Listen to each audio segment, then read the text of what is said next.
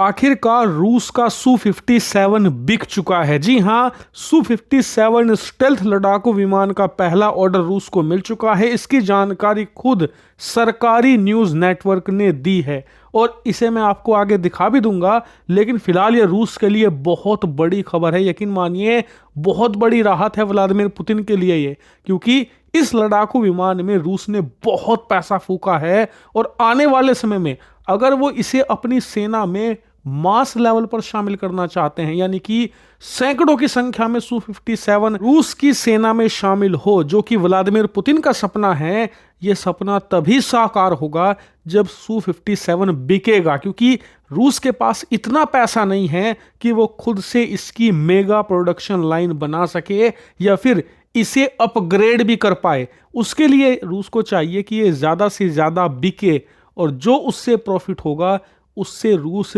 इसके नए नए संस्करण तैयार करेगा, नए वेरिएंट, और इसे बेहतर भी बनाएगा।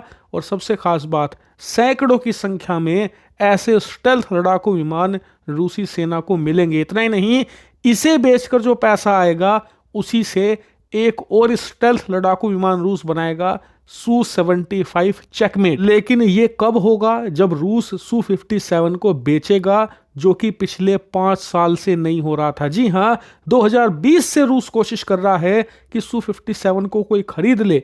भारत तक को बड़े बड़े ऑफर दे चुका है, लेकिन कोई भी रूस का Su-57 खरीदने को तैयार नहीं था, क्योंकि सबका एक ही कंसर्न था, इसका इंजन। इसका इंजन बहुत ताकतवर है, बहुत शक्तिशाली है, कोई भी कमी उसमें नहीं है। सिर्फ एक कमी है कि वो ओवर साइज है, यानी कि उसका साइज इतना बड़ा है जिसकी वजह से Su-57 लड़ाकू विमान स्टेल्थ नहीं रह पाता 100%। इसी वजह से देश इससे किनारा कर रहे थे, नहीं खरीद रहे थे। लेकिन अब रूस को पहला ऑर्डर मिल चुका है और आपको याद भी होगा, अब से कुछ ही हफ्तों पहले मैंने आपको खबर दी थी कि रूस का Su-57 बिक चुका है।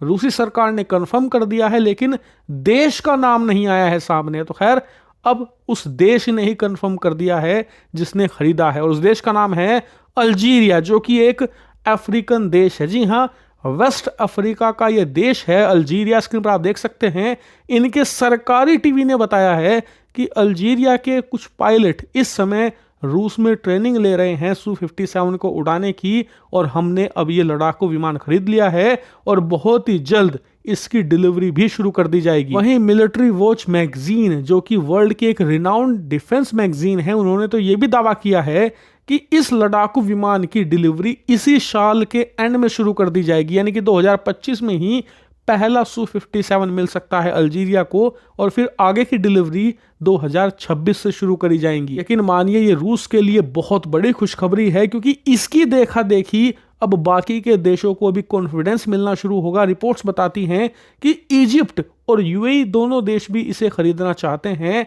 और वहीं रूस इस समय एरो इंडिया 2025, जो कि भारत के बेंगलुरु के पास यलहंका एयरबेस पर चल रहा है, उसमें भी बड़े बड़े ऑफर भारत के सामने पेश कर रहा है और पूरी कोशिश कर रहा है कि भारत Su-57 को खरीद ले। लेकिन क्या ऐसा होगा? आने वाले कुछ ही दिनों में हमें पता लग जाएगा। लेकिन आपका क्या मानना है? क्या भारत को Su-57 खरीद लेना चाहिए या फिर इससे अभी हमें किनारा करके रखना चाहिए? जो भी है ओपिनियन कमेंट करके जरूर बताइएगा।